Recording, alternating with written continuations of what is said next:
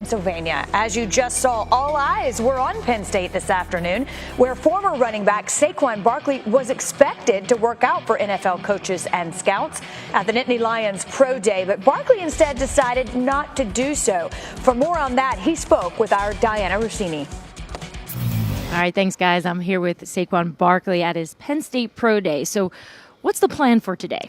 Yeah, the plan this morning was to come out here and work out, do running back drills, and do routes and stuff like that, try to show my versatility as a running back. But talking to Coach Franklin and talking to my team, realizing that there aren't any running back coaches out here, kind of made a decision to just cheer on my teammates and try to be supportive as I can be and just continue to cheer on my teammates as they continue to kill the combine. So no team sent any running back coaches here to work you out. What do you think that tells you? I don't know. I actually have no clue what that tells me.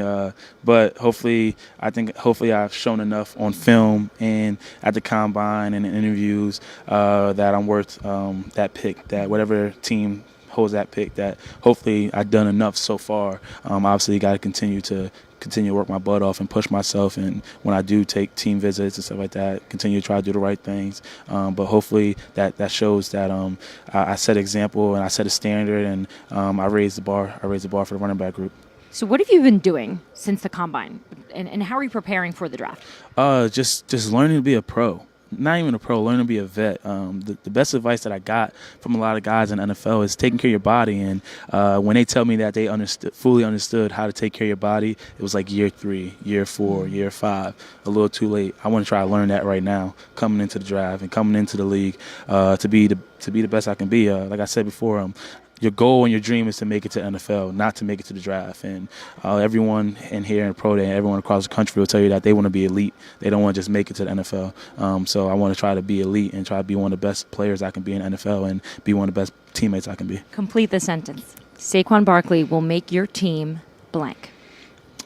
Saquon Barkley will make your team,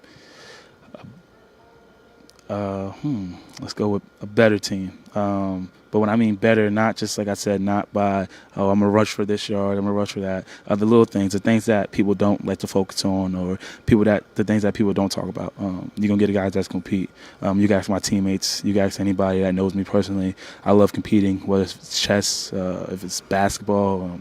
And basketball, I'm god-awful. Like, I mean, I can't shoot to save my life, but I'm going to go up there and get rebounds. You're probably going to get fouled a couple of times, but that's something you're going to get. A guy's going to come in and compete, and who's passionate about the game, who love the game, and is going to try to bring our energy, a different type of vibe to the game, a different type of vibe to the team. I appreciate your self-awareness and pointing out some of your weaknesses. So you're not going to have to worry about working on your basketball game, because it sounds like you're going to have a great NFL career. Saquon, thank you so much, and good luck in the draft. Yes, ma'am. Thank you. Guys, back to you.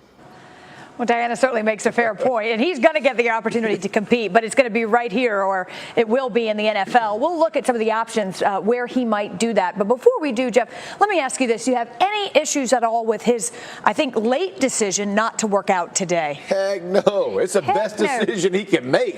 You don't got to do anything else, brother. The hay is in the barn. Just sit tight, wait for them to draft you. Everything you needed to do, you did on Saturday afternoons last year. You came to the combine, you blew it out. You've done everything you needed to do. You've checked every box. I love the fact when you hear from the high school coach how he worked through being a small, undersized guy.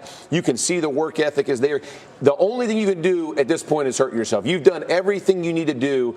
Physically, he talked about being a pro. Here's what a pro does. Takes care of your body, because when it starts in August, you're going to be getting a ton of carries. Don't waste it all in April and May. It does not matter. I can assure you, when they hand that thing off, I'll be much more excited in September than I am right now. Well, and you know all too well, too, that first year when you make the jump from college to the pro game, you don't stop, really. No. Like, your body doesn't get a break because you train for the combine and the draft, and then you go right into the season. Barkley is expected to come off the board early, and it bears mentioning that running backs drafted in the top 5 of late were quick contributors to their respective teams. Zeke in Dallas and Fournette in Jacksonville, recent examples. Both put up big numbers on the ground as rookies and were a big reason why their teams made big improvements from their previous season's win total. So again, this time around it's Saquon Barkley. Some would argue the best overall player in this draft. Let's go through some potential landing spots because it's hard to believe he will get very far. Yeah, I don't think he goes very late at all. I think he'll be a very high pick. Right. He could go as early as the Giants at number 2. Yeah. I don't know that he gets past Cleveland's second pick at 4, and this would be my floor for him is this Colts pick at 6 because he'd be a great fit there. But the one thing to caution people against, that graphic that showed Fournette and Ezekiel Elliott, those guys were plugged into ready-made situations that was built around a run game. Jacksonville's offensive line was better last year than I think maybe they expected it to be, but certainly Dallas's offensive line 2 years ago was expected to be a dominant unit. I don't know that I'm seeing a lot of places where he can go and plug in and be part of an offense. Maybe, yeah, but the offensive line has been such a problem. That's what I mean. That's a tough spot. So unless they've really fixed it this offseason, that would be tough. But I wouldn't be surprised to see them go that way at 2. We talked about this yesterday, whether they're really going to take a quarterback or whether they have their eye on someone like that. I would say this, for what you're talking about with Ezekiel Elliott, with Fournette, the teams were committed to the run. And that's your point, right? It doesn't have to be a great offensive line. You knew the Jaguars were committed, right? Blake Bortles, they were going to work the play action. They wanted to limit turnovers. They want to do those things. So for the Giants, if they're willing to get in that mindset, right, of understand we got Odell, we got Manning, we have these, we have a decent tight end, we have some things outside we can work with, but ultimately we're going to stay committed to the run. I think that's a great pickup for them because now you're going to add to it. But if that's not your idea, not your philosophy, let them move down. And I completely agree with Dan. I think you go to 6 to the Colts, which would be a fantastic fit for their squad. Well, and a compliment to Andrew Luck, of course, who we now hope is healthy, and the Jets and the Colts, of course, switching positions with that trade, assuming the Jets are looking for a quarterback. Joe, how do you see this playing out?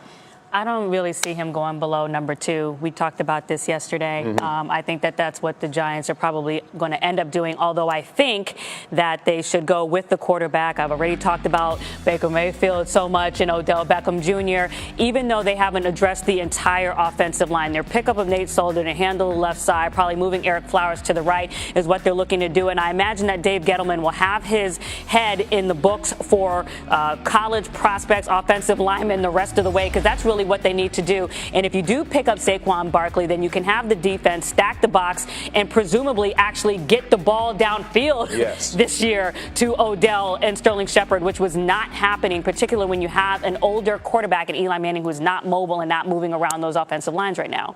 Yeah, no, I agree with you saying. One place I would say, we talked about it yesterday as well, but Dan mentioned the 4 spot for Cleveland. After the quarterback, if you take the QB, I know people say trade that pick, but if you went and got your QB, you're trying to address as a team as a whole what you're trying to do. He gives whatever rookie you're bringing in a really nice security blanket. And they do have a decent, even losing Joe Thomas, they have a decent offensive line that can run the football. So in my opinion, if you're trying to help a young QB, this would be a great spot. Even if you could pick up some more picks, I understand that philosophy, but I would like to see you surround your young guy with some help that will take the pressure off. Hey, I got to answer all these questions because I'm the one. Now you got the 4 guy to go hand it off to him. It really does help in a tremendous way. Look, and if you do come away with a quarterback that you believe you can plug and play, that can play right now, and then you get what some say is the best player in the draft. Yes. I mean, that's a good afternoon. Run. There's different ways to do it, I realize. And even if you don't, I mean, Tyrod Taylor is going to be a quarterback that helps your run game, and so you can certainly build around the run game, even if your number 1 pick has to wait a year, and Taylor's the guy who plays. But I'm wondering, I'm looking, are there teams that could move up? Right, that would move up for Barkley, that would see themselves as ready to plug in a running back. Well, they have Jordan Howard there, right? I mean, they need a running back. Tampa definitely does. But I don't know, are they all the way ready? The Raiders, we don't know what they're doing at running back. They're getting old. The Raiders we do know what they're doing at running back. About to bring me out of retirement. They like to add a lot of older players. There's a team that could really use a running back, but I don't know if they're. I don't think he gets to 7. This is why it goes back to this. It goes back to right here. Yeah. Okay. All right, JoJo's Put got him it. there. There it is. It's right Josina's there. going to be the last Drafted. word here. It's right there. over. I mean, if you talk to his people, as I have been all day, they'll tell you he is the #1 pick for this draft. They say overall he is the best guy. I think they used to work with Khalil Mack and some other people that have had that have been former top picks as well that should have been. But they'll tell you that. But as far as the New York Giants, I feel like that's where he's going. Well, you heard him say it, and he's absolutely right. You don't prepare for the draft. You prepare for a career in the National Yes, Football that's a League. good That's line. all. It is a good That's line. going to go over well. And if it's good, we just Yeah. keep saying it. You Yes. know what? And if he does that, the rest will, the chips will fall where they may.